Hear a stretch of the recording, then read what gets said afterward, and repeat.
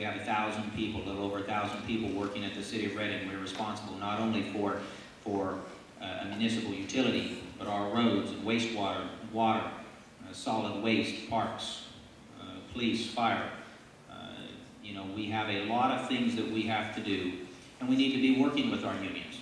We need our unions to recognize that we're not anti-union, we're not anti-police, we're not anti-fire, but we are trying to balance a budget that's in serious need of help. And when we make a decision, we have to be firm in our decisions. We don't have the time today to bargain back and forth and back and forth. I wish we did. And in normal times, we do. We give and we take in normal times. But these are not normal times. These are very difficult times.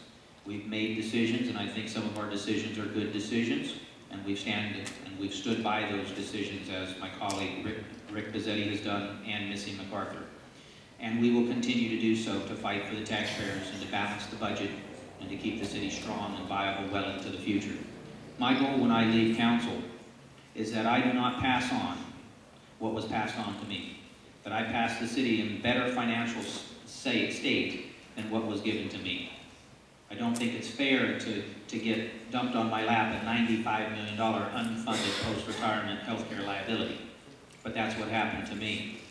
And I don't want to do that to the next people. Because we still have a city to build. The city is still growing, and we will continue to grow. We still have roads to take care of. Just because we are in a global recession doesn't mean the entire city comes to a halt. We still have to fix those roads. You still deserve and expect water, wastewater, good electricity. We're going to do all those things. This council and this city is up for that. But it is tough. And so the things that you see in the paper are not always true. Mayor Jones, they've given me lots of nicknames. Sometimes they don't print them in the paper, but I've got a lot of unusual nicknames. And you know, and I'll take those nicknames and I'll take that heat because what we're doing is the right thing. A few weeks ago, the pressure was certainly very strong.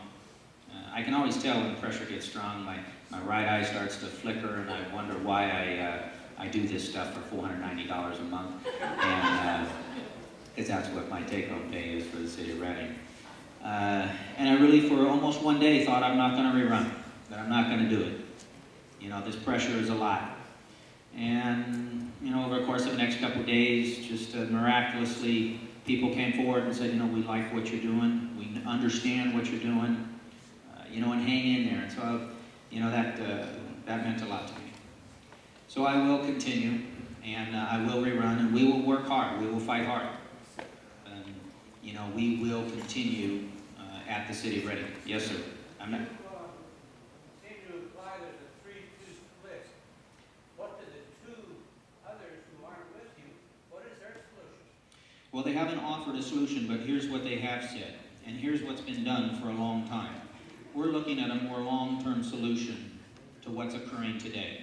The two other council members generally, and I don't really want to speak for them, but generally speaking, the other two council members want to do a short-term fix, a Band-Aid as I call it. They just want to get by just long enough to get into another year and to pass these problems off to yet another person down the road. And the three council members, the majority, are unwilling to do that. It would be a lot easier if I did. I can tell you that for sure. The stress would be a lot easier just to do some short-term, quick fixes. And the unions would be happy with me. People would be happy. But realistically, the city of Reading would not be happy with me because we would be heading you in the wrong direction. It's pretty tough to tell somebody, hey, for $490, go up there, go against every union in town and do the right thing. And ultimately, over time, council members will not. They cannot resist, they cannot stand that pressure. They simply cannot do it. It's tough. It's tough on me. I'm pretty tough. I'm young. And I will resist those easy temptations and those short-term fixes. But it is very difficult. The stress level is extremely high. And that's why we need good people on council, people that are dedicated, people that have taken an interest. And you have one person in this room that has done that. And they did very much what I did. They sat out there in those meetings, every meeting, for 4 years before they got elected. That's what I did until 2006 when I did get elected, and that man here is Gary Catt, who's been going to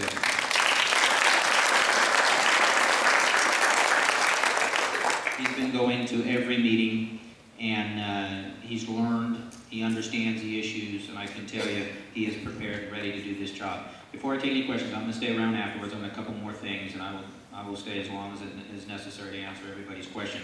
Another thing I wanted to touch on tonight is gangs. Of course, we've seen in the paper gang activity, and there is no question that we have had some out-of-town gangs come into our area. There has been shootings. The first shooting was one rival gang shooting another gang member. And of course there would be retaliation because of that. And that would occur over the next couple weeks. But I can tell you, in the city of Reading, we take the gang activity very seriously. We do not simply sit around and wait for the next activity to begin. We're very proactive. We're putting overtime manpower hours to it. And we aggressively seek out gang members. We arrest them when we can. And we will get on top of this problem.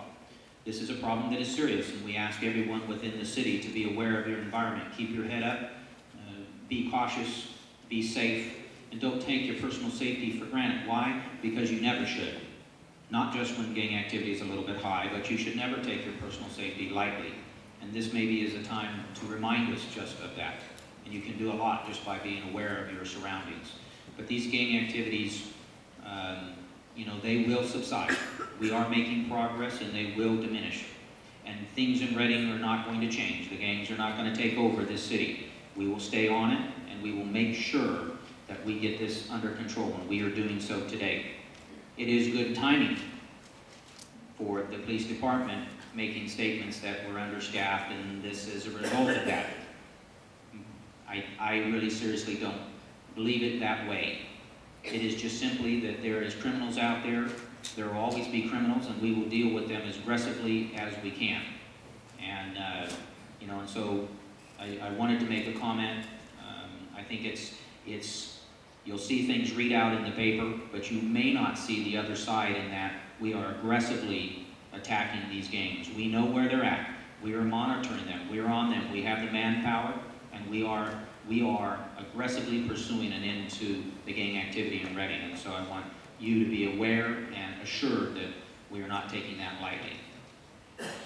One of the things I recently did is I changed the invocation policy at City Hall. Now, I know some of you may not have completely understood why I did that.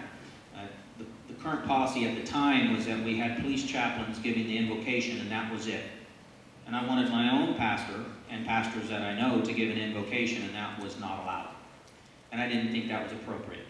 If I wanted to call up Pastor Royal Blue, or Bill Johnson, or Don Mangrum, or any one of the others, I was not able to do that. As your mayor, I couldn't have an invocation from one of the well-known pastors throughout town. And so by changing the invocation today, we will still have the police chaplains occasionally give the invocation. They've always done a great job. But I can invite. In fact, one of our first ones was Vice Mayor Missy MacArthur gave a very good invocation, and it didn't turn the city hall upside down. It was a very good invocation. We have many, many good pastors that would love to come to City Hall and give an invocation, and that was my intent. That's what we did. I really felt strongly that I should be able to invite any pastor in town that I wanted. There's certainly many that are very good, and I wanted to do that. Now, it makes no difference whether I'm Christian or whatever, religion I'm from. I happen to be a Baptist. Our invocations are non-sectarian, it's the law. But I wanted to have a good cross-section of pastors come before the city because I think there are many types of people within the city, and that was my reasoning for that.